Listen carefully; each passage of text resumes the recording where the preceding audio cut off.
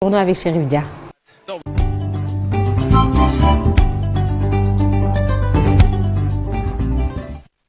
yëglekaay yi lan la ñu xëyee tey jëlee ci talaata bi Chérif Dia lañ ci àndal Chérif ñu dooree ko ak l'observateur. L'observateur ñëw ba léegi rek ci tiis wa am ci université Gaston Berger bu Saint-Louis muy faatu que Seynabou Ka Diallo moom étudiante bi dafa mel ni enquête baa ngi wéy te éléments yi lim njëkk a joxe am na ku ñu ci jàpp moom nag aw faram la woon muy sëñ Seck mi mbir mi nag li ñu journal bi wax mooy gone gi dafa wanoon lor ba am ñeenti weer amoon sax désir daal di avorté am na jàmmaarloo bu amoon seen diggante ba mu ñàkk bakkanam corps bi ñu transporté ko ci valise détail yaa ngi ci biir journal bi di l'observateur ñëwaat ci événement du jour bi muy match Sénégal Égypte kontaan kon match retour jëm ci barrage u coupe du monde Qatar 2022 17h la bu tàkkusaan jotee incha allah. clé du match bi journal bi daal dinañu wax daan na ko contrainte mënuñ ci am Sadio Mané ngi nii ñetti égyptien daal di koy wër lu ni mel nag di leen ko gisaat kon tey ci ngoon ci stade Abdoulaye Wade bu Diamniadio kii it bëggoon naa mel ni ñoom Sadio Mané di football moom gis nga ko ñu waroon koo yóbbu Europe amuta passeport mu sàcc 20 000 francs yoo xamante ni kon rek mujj ga ñu bëgg ko rëbës fa leen ko mujj a tëj moom waa ji umra ak aj ak Màkka gi ci atum ren mi nag boo sàggudul borom doole yi ñoo fu mën a dem ndax billets yi cher na hôtel yi cher na dafa mel du simple au double buñ sukkandikoo journal bi ba tax na kon ñoom voyagistes privés yi am ci njàqare buñ sukkandikoo ci journal bi di l'Observateur. ci umra bi ñu dem ci enquête. ñu ñëw rek ci enquête ba léegi la gis nga ko double visage bi Ndakaaru ci wàllu urbanisation dafa mel ni daal urbanisation chaotique ci wàllu plan la ko daal di tuddee gis nga ko muy loo xamante jafe na Dakar xat na nit ñi amul dem ak dikk amu fii dëkkuwaay bi naka noonu dafa mel ni daal visage u Dakar kenn mënu koo xàmmee boo demee ci zone des Niayes la même chose foo xamante daal ay garab a fa nekkoon ak am mbay béton ba leen ko mujj remplacé ba tax na daal mu jàpp ne échec am na ci diggante kon société yi di SNHLM ak SICAP bi fii état bi samp ngir kon wàllu logement sociaux et puis tamit match baa ngi noonu rien que la qualif maanaam daal beneen pexe amul bu dul qualifié coupe du monde diggante Sénégal ak Égypte Macky Sall démb daal dinay daloo hôtel bu bees muy Rio Baobab fële ca Pointe Sarène gis nga ko moom rek mi ngi bëgg rek meilleure performance jëm kon ci wàllu secteur tourisme et puis mandat d'arrêt bi nga xamante ne woon nañ defar na contre Sonko dara amu ci buñ sukkandikoo kon ci boobee journal. mu jàll Chérif ci le quotidien. waaw muy titre bu am solo rafet trop on doit gagner Doha nag mooy capitalu Qatar bi nga xamante ni kon ñoom ñooy dalal coupe du monde bi buñ sukkandikoo kon journal le quotidien ñaari but leen war a dugal au moins 2 buts d'écart Sadio Mané lii bu mu la dalaat xam naa kon ci retour bi ndax dafa tarxiisoon bu ko jekkoon kon ak match ba kon mën nañoo dugal tey nag ñoom ñooy ak Égypte ñoom ñooy dajawaat Ousmane Sonko ngi ni kon attaque Zemmour ñoom waa Pastef kon ñu ngi koy condamné réaction état bi daal dañoo jàpp ni daal dafa xaw a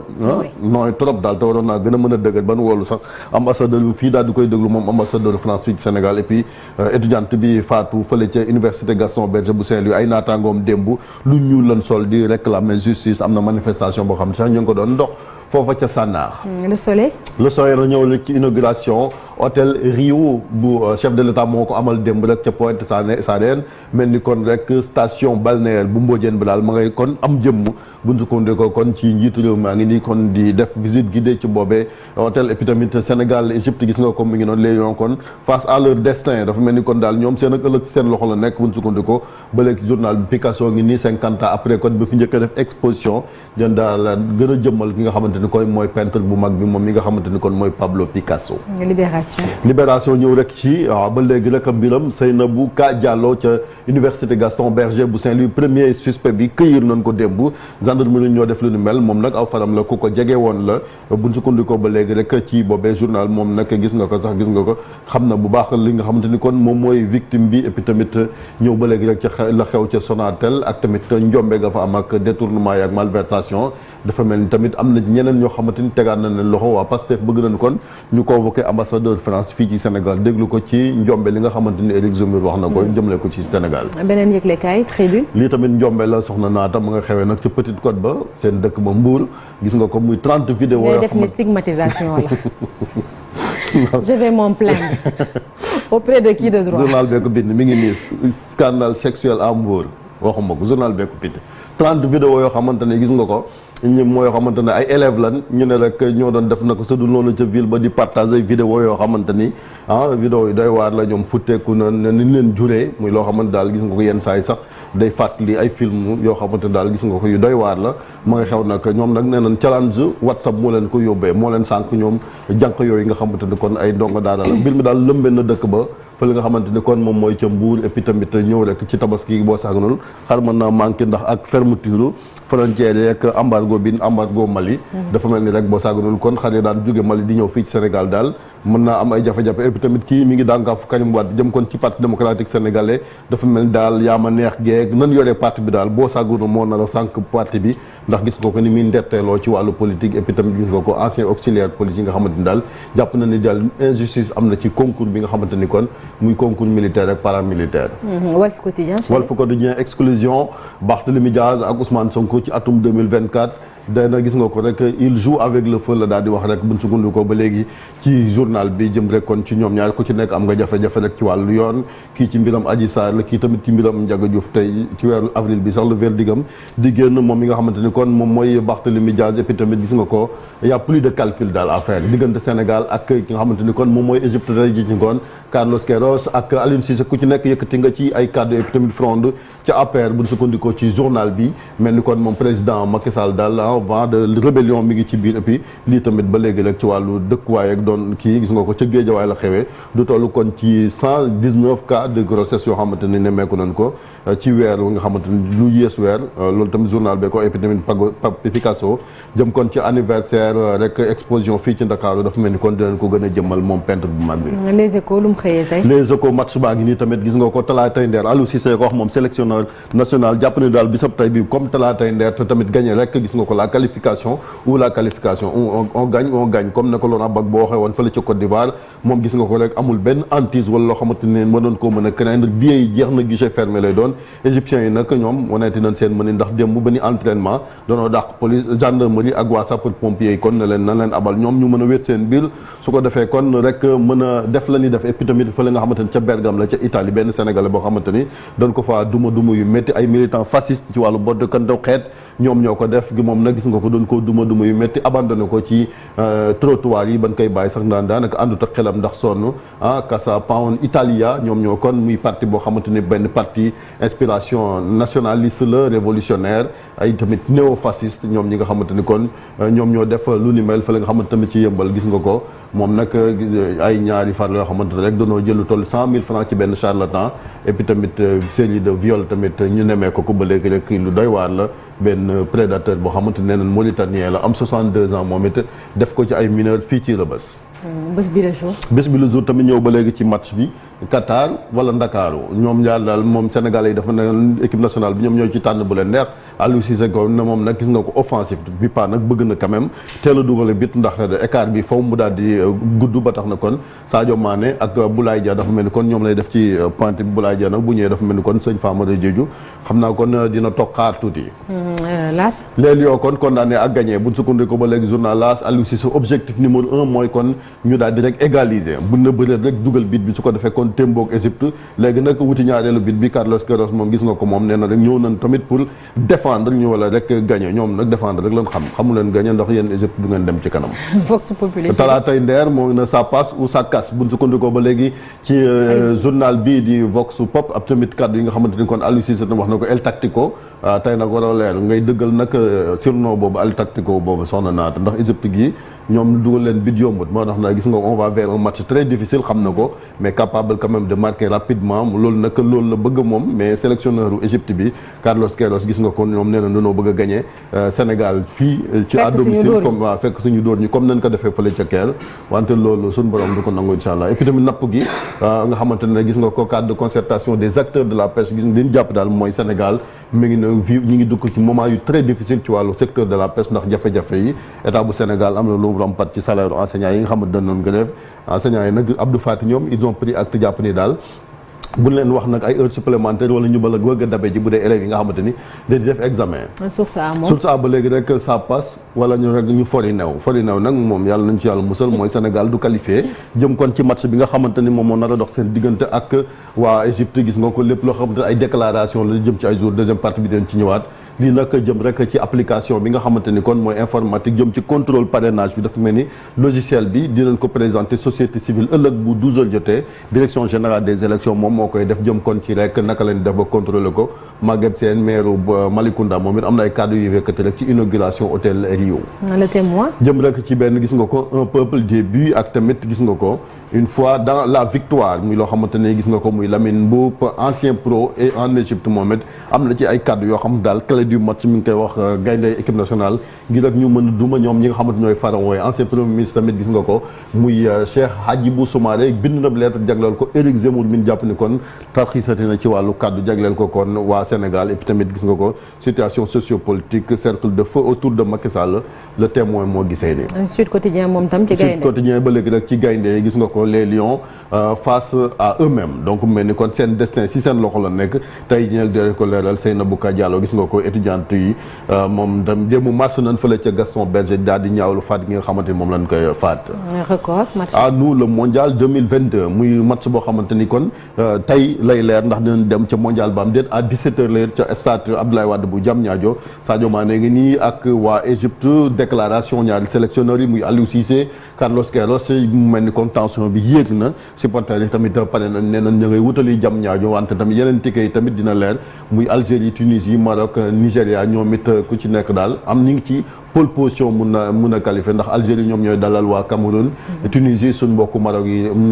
Mali yi la ñu dajal Maroc moom RDC et puis tamit waa Nigéria ñoom Ghana la ñu dajal wante démb fay naan stade ba gars yi mënuñoo sax entraîné waa Ghana yi fay nañ leen seen bor parce que ñoom bëri ñëw avion baak nan doon wàccee lan kontaanul stade ba léegi rek mel ni gis nga ko jëm ba léegi ci boobee match démb nag ñi ngi doon entraînement ñoom ñi nga xamante ni ñooy gaynde équipe nationale yu Sénégal yi rek su ko defee kon muy déluge de feu sur les pharaons moom la daal di wax et puis ñaari sélectionneur yaa ngi ne ñoom it Sadio Mané ak ki nga xamante ni kon moom mooy Mohamed Salah kan kon moom moo ci rek yóbbu ñi nga xamante ni say ñooñ sa réew ca 7e ciel buñ sukkandikoo ba léegi journal bi Portugal ak Ronaldo tam favori la Zlatan ak Lewandowski mu nga xamante ni kon Portugal non Pologne ak ñi nga xamante ni ñoom mooy ay Suède ñoom it war nañoo daje mu mel ni kon dina am star yoo xamante ni boo sàgganu dinañ wuute coupe du monde bi soxna naata comme ni ko waa Italie defee tëjee ak sunu làmb ak tamit gis nga ko Eumeu Sène rek moom it nee na il préfère mourir que de perdre devant Balla Gaye numéro 2 mais ni ñoom ñaari jot nañ fee daje ba Eumeu Sène daanoon ko gis nga ko ginnaaw nag victoire bi nga xamante ni moom Eumeu Sène am na ko ci kaw kii di Bombardier bal ki dem ci arène nationale. Merci beaucoup Chérif Dia football bi on aura largement le temps d'y revenir ak Marcel ak suñu gan bi tamit Amara Traoré ak Malick Thiandoum et tout léegi dañuy dem ci beneen xibaar bu L'Obs Libération ak ñeneen xëyee muy Fatou Seynabou Ka Diallo fële ca Ndar Alaaji Malick Thiandoum laaj bi ma la bëgg a laaj mooy fu nit di muccee ndax enquête bi éléments yu njëkk yi ñu jot dafa mel ni dañoo nekk ku ko jege loolu moom moo def ñaawteef boobu ndax dañuy faral di wax problème insécurité mais lii nii xew nii fan la nit di muccee Alaaji Malick. jërëjëf soxna Naata muy lu tiis xibaar bu metti liñ ci indi rek d'abord ci ay précision moo di ni soxna si nga xam ne moom moo génn àdduna di Seynabou nekkul waa Bambey juddoowul waa Bambey elle n'est pas originaire de Bambey yaayam moom moo nekkoon secrétaire à l'UGB ñu affecté ko Bambey mais xale bi ci boppam waa Ndar la Saint-Louis la juddoo fa la yaroo ci quartier bu ñaan Njolofeen Sor Angle Gumba tey jii sax ci 10 heures lañ ko war a denc foofu ca Ndar donc loolu c'était une précision par rapport ak ñi doon wax ne xale bi elle est originaire de Bambey non c'est sa mère qui était affectée à Bambey mais moom Ndar la juddoo fa la yaroo fa la jànge leneen li ci des moo di nii fan la nit di muccee effectivement c'est une très bonne question Naata ndax li nga xam ne moom moo xew ñun ñëpp on était tous émus parce que ku dégg xale bi ni ñu ko faate ak fa ñu ko sànni boo dee waajur rek wala ngay doomu aadama rek bu am un tant soit peu de sensibilité affaire bi daf lay metti on était tous émus rawatina mu dal ci ku nga xam ne étudiante la war a dem continuer jàngam ay waajuram am ci moom yaakaar ñu faat ko beneen bi ci des mooy étudiants yi sol nañu lu ñuul marche nañu xëy na booba xamaguñu lan moo xew parce que ñi ngi doon wax problème mu sécurité au niveau de l'université Gaston Berger mais le développement de l'enquête montre que ce n'est plus un problème de sécurité au niveau de l'université, mais problème de personne la, problème de comportement de l'étudiant la. Donc war nañu xoolaat bu baax seen nekkin, parce que bu ñu nee ki nga xam ne moo di Seynabou faram la amal problème ndax dafa jàppoon ëmb bëgg ko dindi, far bi ni doo ko dindi, ñuy mbiicoog mbaaloo di xeex ba faatu am ci ba ñu def ko ci wali sànni ko. Loolu je pense que beneen mbir la bu ñu war a càmbar sur le plan comportemental. Je pense que tey jii képp ku nga xam ne da nga bàyyi sa ay waajur dem université nekk fa di jàng, am na leneen lu war a nekk sa xel lu dul yenn jëf yi, parce que li nga xam ne moom la ñuy xaar ci étudiant mooy mu étudier, njàngaan day jàng. Loolu mooy li nga xam ne moom la ñu war a njëkk a xool. Beneen bi ci des aussi l'enquête n'est pas encore bouclée, il y a des indices concordants contre son copain, mënaguñu xuus ci li nga xam ne moom moo xew, mais loolu dafa yéeme naata. Nan nga mën a xoole jigéen dóor ko, gaañ ko, faat ko, dugal ci wëlis sànni, c'est odieux. dellu ci say activité delluwaat ci say activité comme si de rien n'était. boo moytul sax ci ñi doon wër ak ñi doon takk brassard noir wala sol lu ñuul ci nga bokk. Donc il faut que xale yi delluwaat ci yëfi xale. li ñu dégg Mbuur dafa yéeme. ci jamono ju nga xamante ni ay xale mineur war a jàng seeni waajur di toltolaan di dajale seen dem ak seen daqaar di leen fayal amaana ñuy jàng. seen xel war na nekk ci leneen lu dul li nga xam ne. moom la ñu gis di filmer ay vidéo yu nga xam ne po moomu du fawum xale. xale day yem ci kudd ñu roof ka ci gayet. du faw sax mag waxuma la mag mu baax boobu. c'est ça. Voilà, donc il faut vraiment que les jeunes retournent aux valeurs. ci wàllu éducation les parents sont interpellés. Parce que am na lu nga xam ne su jógee ci doomu aadama mala moo lay tane. naata boo rusatul ragalatoo jombatoo yaag mala yéen a yam. asgor day rusa def dara. asgor day ragala def dara. asgor day jomba def dara ndax fa mu dëkk ndax ci jamu bopp. ngor day am rasu. Et puis Marcel, j'ai envie de te demander qu'est-ce qui n'a pas marché finalement booy xool sax au fait loolu la ñuy laajte, parce que xale yi dem ba di def yenn jëf yi ni ko Alaaji Malick waxee, qu'est-ce qui n'a pas marché finalement? Éducation bi la, c'est l'environnement, c'est la société, parce que d'habitude dañ naan nit du juddu rek bon, xañ na société bi moom mooy ñëw def ci moom loo xam ne moom moo koy yàq. c'est tout un cocktail, hein, si j'ose dire, boo xamante ne dafay expliquer genre situation yu mel nii qui sont quand même très très déplorables. Sachant que fu mu nekk nii c'est comme une certaine tendance, si j'ose dire, au Sénégal. Mënuñu xëy benn bis te duñu dégg un acte odieux de la sorte bu dul ci xale adolescente jigéen mu doon ci xale bu gën a ndaw. Donc c'est tout un cocktail. Effectivement, l'éducation, comme ni ko Malick di waxee, c'est très important ñu sensibiliser parents yi perpétuellement, leen di fàttali lan mooy seen wareef ak xale yi. Donc bu ñu tàyyi ci éducation bi, il y a malheureusement d'autres facteurs qui entrent en jeu. Mën nga sax am sa yar ba pare dem ci beneen environnement boo xamante ne dañ lay yàq itam. Donc boobu itam éducateurs yi am nañ ci rôle bi ñu war a jouer. C'est tout un ensemble. C'est difficile de dire si c'est l'éducation forcément am na ci ay cas yoo xamante ne yu bëri ci éducation bi la, ay xale yoo xamante ne xamuñu seen ëllëg nan lay mujjee. Seen parents ils sont délaissés un petit peu par leurs parents yi nga xamante ne ils ont d'autres priorités en tête. Donc il y a plein de facteurs qui entrent en jeu, mais forcément c'est l'éducation qui est le premier facteur. Les facteurs extérieurs, Chérif, lan lañ ko mën a jàppee, lan la war a mën a doon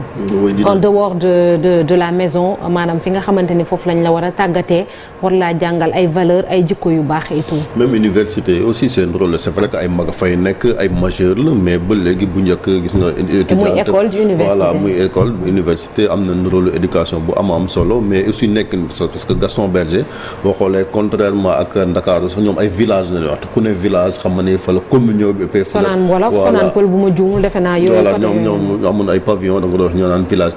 tel ñu doon vivre. C'est vrai que foofu comme ni système calando bi léegi la fa am sax ndax léegi pléthore yu étudiants yi fa amoon, mais daanan am doom dëkkin boo xam ne même bu fa jigéen nekkee ak góor ñi daanan bokk pavillon, mais li nga fa doon dégg ay jafe-jafe woon. Mais léegi de plus en plus comme Dakar Ndakaaru li ko waral mooy étudiants yaa ngi bëgg a bëri comme ni ko Malick waxee affaire u Seynabou bi mu amee ñëpp ñu ngi doon poser problème mu insécurité jàpp ni xëy na personne extérieure la mais loo xamante ni ki la ko def dalaa jege loolu déjà du yomb sax qualifié parce que comme ni ñu ko waxee un loup dans la bergerie. voilà criminologue yi sax dañ koy wax parce que bu fekkante ni xëy na day bañ ëllëg nga mucc ca jàppante bi dénoncé ko la nanga moo tax des fois c'est violent sax genre meurtre yi nga xamante ni moom la nam mais quelle que soit la situation ils ont raison de manifester de marcher parce que affaire viol déjà la ak ay ñaawteef yoo xamante ni am na ci te doonu nekk ci weeru mars boo xamante ni ñi ngi doon célébrer jigéen donc il est inacceptable que ñuy traiter une femme de la sorte même un être humain di ko faat bu ñaaw boobu maintenant enquête bi dina continuer mais li ngeen wax rek il faut aussi éducation bi ñu continuer ko ci wàll yëpp muy parents yi parce que paaka moom lu mu ñaw gën koo daas da koy gën a baaxal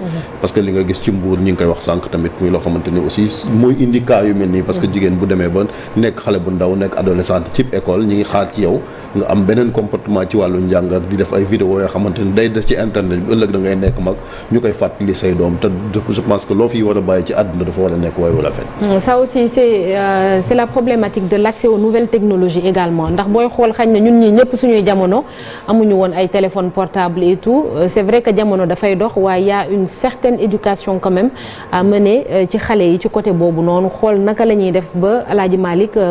Ibou ba mën a tax ba téléphone yi ñu mën koo maanaam daal gën koo mën a xoolaat daal contrôler ko voilà c'est ça contrôler ko par rapport ak xale yi réew yi gën a am doole sax ñu ngi commencé wax éducation aux médias éducation aux réseaux sociaux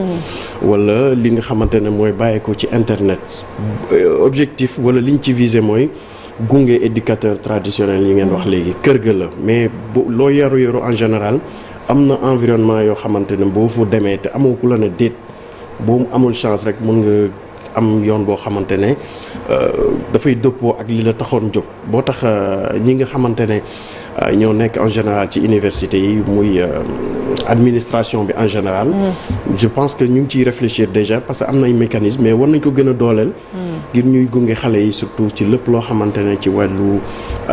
xalaat la wala sax wàllu encadrement bu ko defee rek yenn affaires yëpp mu leen di mën a kii quoi sori daal parce que gis naa ne éducation yi donte waajur yi def nañ ñu war école bi def nañ ñu war waaye dafa am leneen loo xamante ne ñëw na tey yokk ci ni ñu daan dundee muy réseaux sociaux yi internet daanaka da ngay toog fii ña nekk États-Unis ñoo may gën a jege que Soxna Naata wala El Hadj Malick donc yooyu yëpp dañ ko war a sóoraale tey forcément dafay am impact ni ñenn ñi di doxale absolument merci beaucoup Ibou Diouf Alaaji Malick Guédiawaye aussi yaa ngi gis journal Walf absolument 119 cas de grossesse précoce ci benn weer ci un mois donc ci benn weer leneen aussi xam naa kilifa yi war nañ ci jóg mooy pendaison yi mooy xaru yi gis naa léegi benn journal bu ko titré 11 pendaisons en un mois loolu jéggi na daayoo te war nañ ci taxaw seetlu xool lan moo koy waral ak nan lañ mën a def ngir wàññi ko. maanaam ndëpp bi ñuy wax national bi faaw mu am ndax parfois booy gis muy sociologue yi muy socio-anthropologue yi d'habitude dañuy wax di am na yenn liggéey yoo xam ne bu ñu koy def faaw ñu boole leen ci parce que ñoom ñooy jàng askan wi di xool seen comportement naka la ñuy doxee ak évolution bi donc am na yoo xamante ni muy ci aspect judiciaire bi muy ci aspect santé bi ak bu ci nekk dafa am paramètres yu bari yoo xam ne moom la ñu war a jël te bu amee benn bu ci rëcc rek dafa mel ni liggéey bi du matee mi ngi noonu c'est ça du yemb. il faut ñu jël temps parents yi jël temps di waxtaan ak xale yi parce que léegi amatuñu temps wu toog ak suñu njaboot di leen wax di leen yedd ci lu bari donc il faut ñu gën a góorgóorlu ci loolu parce que naata am na lu nga xam ne yow mi ngay jàng ñeme woo ko xalaatoo ko parce que sa yaay lu mu la njëkk a wax jour bi nga xamee ni gis nga baax da lay ni boo jegee góor sax bu la kiyee sax da ngay waaw ñun ñëpp traumatisé nañu ci loolu ba nga xam ne yéen ñi doo ko ñeme il faut qu'on retourne à notre éducation de base et puis à l'éducation religieuse nit bu diine bu ñu jiitalee diine ci yow am na lu nga xam ne doo ko ñeme donc da nga koy jomb da nga koy ragal góorgóorlu ci éducation smart yi mooy indi problème mais dañ ko war a utiliser pour gën a mën a yar xale yi comme léegi outils boo xamante ne kenn mënatu ko éviter pour en tout cas on espère que paramètres yooyu yëpp dinañ ko jël en compte ba yu mel nii xañ na bu fi xewatul sax mu wàññeeku bu baax a baax ci suñu société merci beaucoup Alaaji Malick